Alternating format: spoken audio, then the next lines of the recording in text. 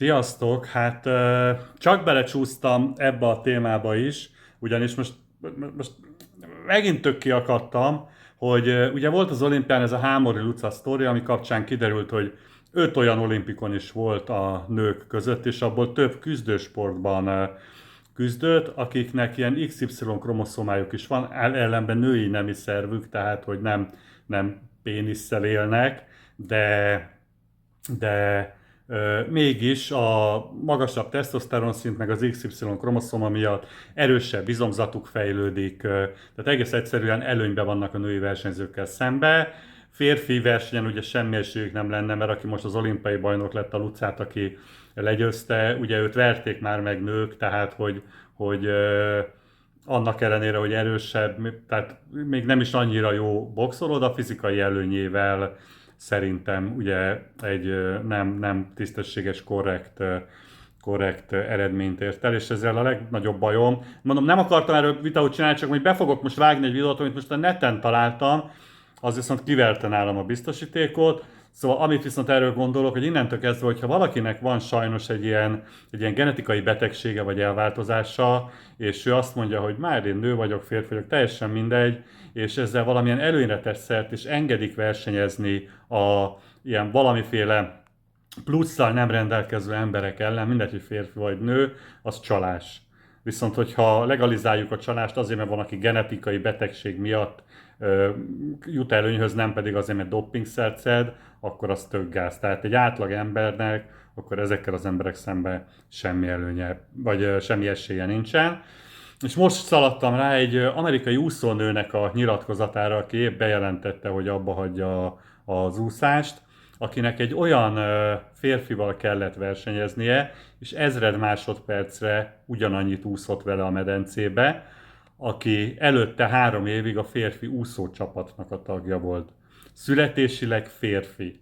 Férfi nemi szervvel rendelkezik. És úgy döntött, hogy hát ő mostantól nő.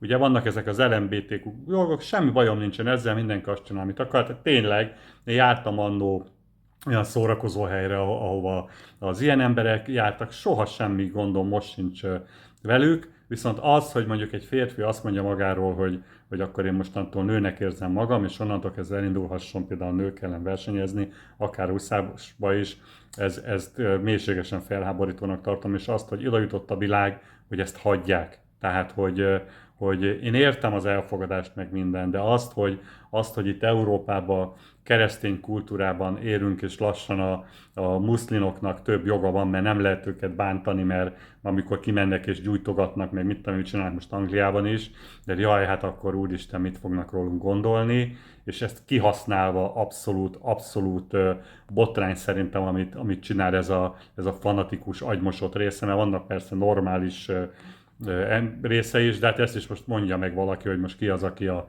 fanatizált, meg ki az, ami nem. Tehát ezzel is vannak gondjaim, de nem akarok ebbe se különösen ennél jobban állást foglalni. De az, hogy most már tényleg ott tartunk, hogy akár a sportban, hogy azért, mert van egy kis genetikai elváltozásom, vagy én másnak vallom magam, akkor megengedik. Mindjárt be fogom vágni ezt a videót, ezt most a Facebookon dobta fel, hogy le van fordítva, olvassátok a magyar feliratot, hogy konkrétan a 400. helyre tudott bekerülni férfiként ez a úszó ember, akiről ez a hölgy beszél, és amikor átkerült a női mezőnyről, sorra nyerte a versenyeket, és egy csomó nőt, ott vannak Amerikában ilyen különböző szinteket, ha elérsz, akkor gondolom jobb támogatásokat kapsz, letaszított úgy a lehetőségről, meg arról, hogy eredményeket érjen el, hogy egyébként férfiként meg semmit nem tudott, és beengedték a női öltözőbe ölteni. Amit nem mondom el a videót, nézzétek meg, tehát ez most így, hogy volt ez a Luca sztori, hogy egyszerűen ugye ilyen férfi kromoszómás sajnos beteg embereket engednek úgy versenyezni nőként, hogy például küzdősportban, de menjenek curlingezni, vagy pingpongozni, vagy bármi, röplabdázni, amiben nincs kontakt. De az, amikor oda megy, és az erősebb fizikumával üti a nőket, ez mindennek az alja. Itt csak úszott ez a srác, de amióta nőként engedték versenyezni, azóta nyeregeti a dolgokat, férfiként a 400. volt. Tehát mindenki döntse el, hogy ez jó vagy nem jó.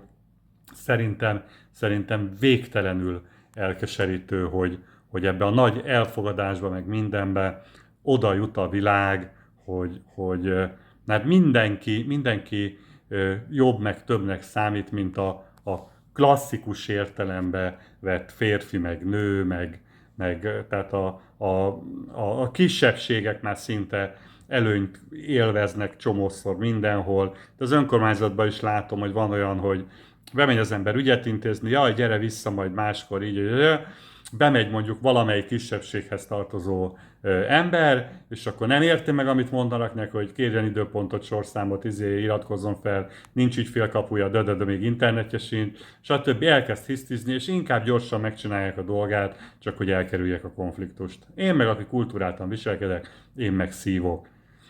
Nagyon-nagyon-nagyon sok bajom van a mai világgal egyébként, de hát megpróbálom elfogadni, mert nem én fogom megváltani a világot. Na, mutatom a videót, aztán kommentben esetleg el lehet mondani a véleményeteket. Ha valaki nagyon mocskos, pocsolya, gusztustalan, sértő, bármilyen kommentet ír hozzá, nem kultúráltam, azonnal törlöm a kommentet, jó? Tehát, hogy azt azért lehet ezt is kultúráltan csinálni. Na, köszi szépen, sziasztok, nézzétek meg a videót! My name is Riley Gaines. I'm a recent graduate from the University of Kentucky, where I was on the women's swim team. I proudly finished my career as a 12-time NCAA All-American, a 5-time SEC champion. I am one of the fastest 200 butterflyers of all time. But on March 17th of last year, my teammates and I and other female swimmers from universities around the country were forced to compete against a biological male named Lia Thomas. Thomas was allowed to compete in the women's division after competing as a member of the University of Pennsylvania's men's swim team for 3 years. We watched on the side of the pool as Thomas won a national title in the 500-yard freestyle, beating out the most impressive and accomplished female athletes in the country, including Olympians and American record holders.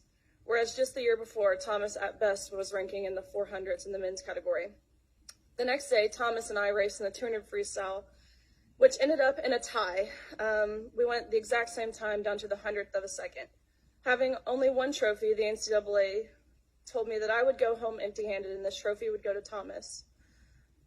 And when I questioned this, the NCAA told me that Thomas had to hold it for photo purposes. I was shocked. I felt betrayed and belittled, reduced to a photo op. But my feelings didn't matter. What mattered to the NCAA were the feelings of a biological male.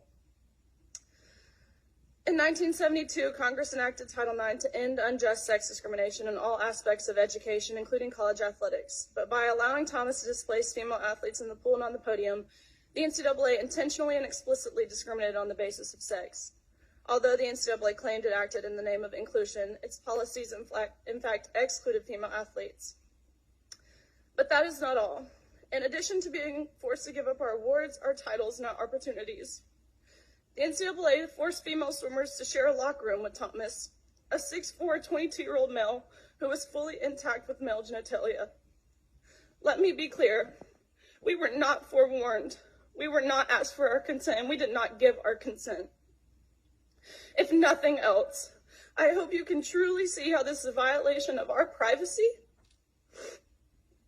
and how some of us have felt uncomfortable, awkward, embarrassed, and even traumatized by this experience.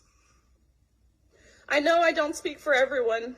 It's impossible to speak for everyone, but I can attest to the tears that were shed on that pool deck by these poor 9th and 17th place finishers who missed out on being named an All-American by 1 place. And I can attest to the extreme discomfort in the locker room when you turn around and there's a male watching you undress while exposing himself. I can attest to the anger and frustration from these girls who had worked so hard and sacrificed so much to get to this point. Unfortunately, our experiences are not unique. The number of female athletes who have been denied opportunities, again, traumatized or hurt by policies that claim to be promoting inclusion, is growing at an alarming rate around this country. It's simply unacceptable, and the integrity of women's sports is lost. Thank you, ma'am. Thanks so much.